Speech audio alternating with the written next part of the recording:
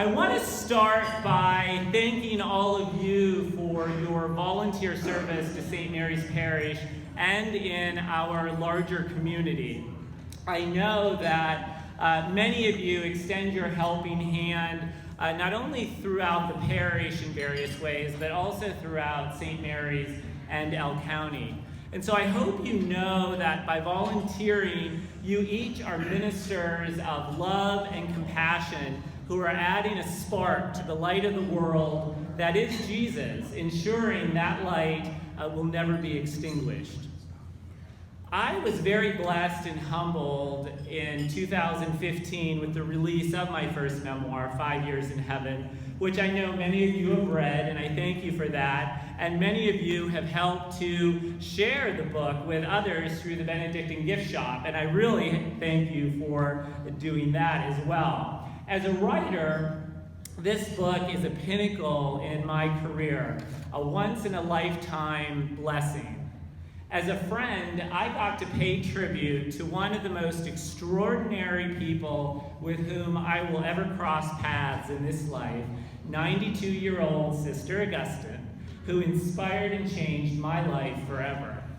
It will always be one of the great joys of my life, not only that I got to spend those 5 years and hundreds of visits with her, but that I got to share her and her message with all of you and with our neighbors across this great country of ours and the world in such a special way. Writing 5 Years in Heaven was literally like translating a precious part of my heart onto paper. I feel confident that I created something that will stand the test of time and that will continue to inspire long after I myself have also passed this way. But even more importantly, with the release of 5 Years in Heaven, I got to witness firsthand the impact that we each can have when we freely share and give of ourselves to others. Whether that is through volunteering at the parish or with other organizations, or simply by picking up a pen and telling a story. When 5 Years in Heaven was released on May 5th, it inspired the global Thank a Nun Day social media movement, which reached nearly 5 million people worldwide. In the days, weeks, and months that followed, I started to hear how the book was uniquely impacting readers in ways that I never could have imagined.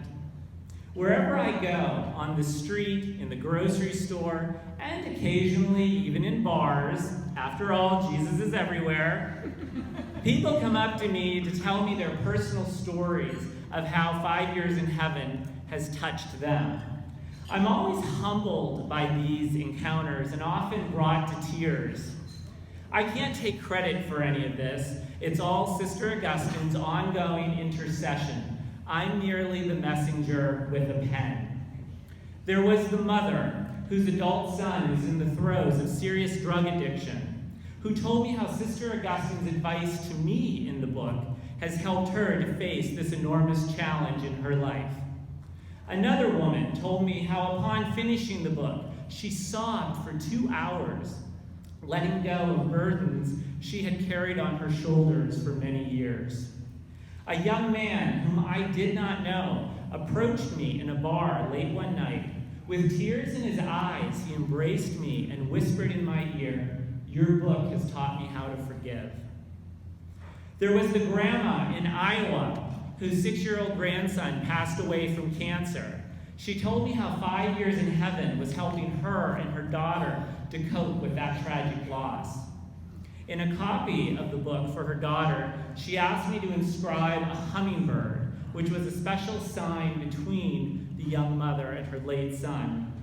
I never drew a hummingbird before, so I said, "Sister, you better guide my hand." And luckily she did. I think it turned out okay. A young teacher from South Korea sent me a note, eloquently writing how she was inspired by the power of Sister Augustine's peace and calm throughout the book. A young Muslim college student from the Middle East tweeted passages from 5 Years in Heaven, commenting how Sister Augustine's words of love and compassion inspired her because they transcend any one set of religious beliefs. And just before Christmas, I was invited to a very special visit. There is a guy my age who has suffered from a nerve disease since childhood. Today, he is a quadriplegic and has trouble speaking. I was told how every night his older brother would read a chapter from 5 Years in Heaven to him before he fell asleep. I was invited to join them as this young man's brother read the last 2 chapters of my book to him. As I sat next to this young man in his wheelchair while his brother read about my final visit with Sister Augustine, I couldn't help but gaze into his brilliant blue eyes. I knew I was looking into Jesus' eyes, and I felt so blessed. Before I left, I gave him a small cherub that Sister Augustine had painted many years ago. That cherub, too, had blue eyes. Throughout our 5 years together, Sister Augustine taught me countless lessons about loving, forgiving, creating, discovering my true purpose, giving of myself to others, and ultimately, she taught me how to navigate the pathway to heaven. She taught me to be humble in everything I do, to be connected with my fellow living beings, human and animal, through friendship and service, to be mindful, to pause and capture the moment that is upon me, and through this, to witness glimpses of heaven right here on earth. She believed every moment was a blessing and counted for something. She taught me to be curious, to never stop seeking and asking and learning, and she taught me to be unfinished. She once told me, life is meant to be an unfinished piece of work which others carry on after you've gone. For Sister, life was infinite, even here on earth, a bottomless trove of new possibilities and creations. And when the end comes, the reward, as she called it. She believed that being in mid-stride is only further confirmation that no moment was wasted. Finally, she confirmed for me that life is meant to be fun. There is so much misery, bitterness, anger, jealousy, evil, and negativity in the world today. The antidote to all that darkness is fun and laughter. My visits with Sister Augustine, no matter how serious the topic of discussion, were always filled with smiles and laughter. There is no better way to show gratitude for the miracle of your life than to have fun and enjoy every moment of it. Even in the darkest valleys, you can still find glimmers of hope.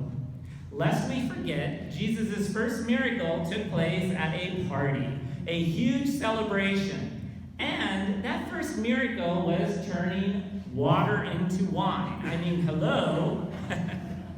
We tend to forget that our Lord himself knew a thing or two about having a good time. Now, in my research, I've learned that there's a great debate raging over that first miracle.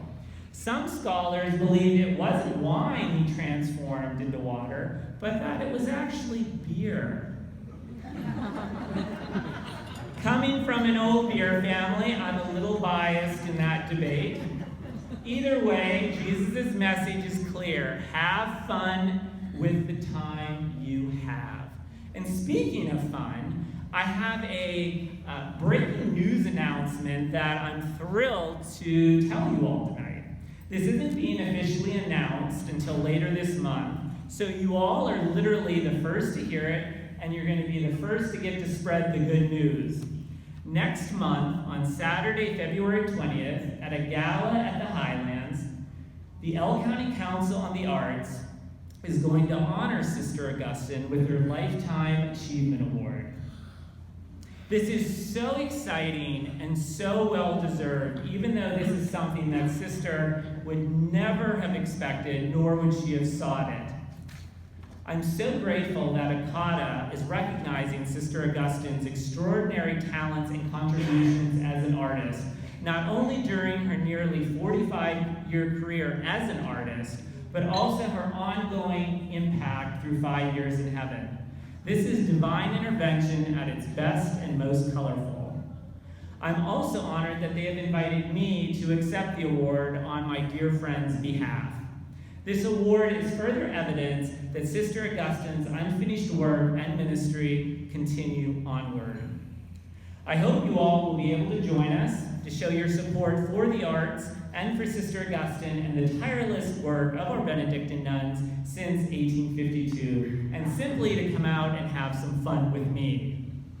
More information about the award and the event will be released in the coming weeks, and tickets will be on sale at various locations, including the Benedictine gift shop. Again, thank you so much for your service to St. Mary's Parish and to our community. Thank you for your encouragement and support of 5 years in heaven. And thank you so much for inviting me to spend a little time with you all tonight. Sweet dreams, everybody.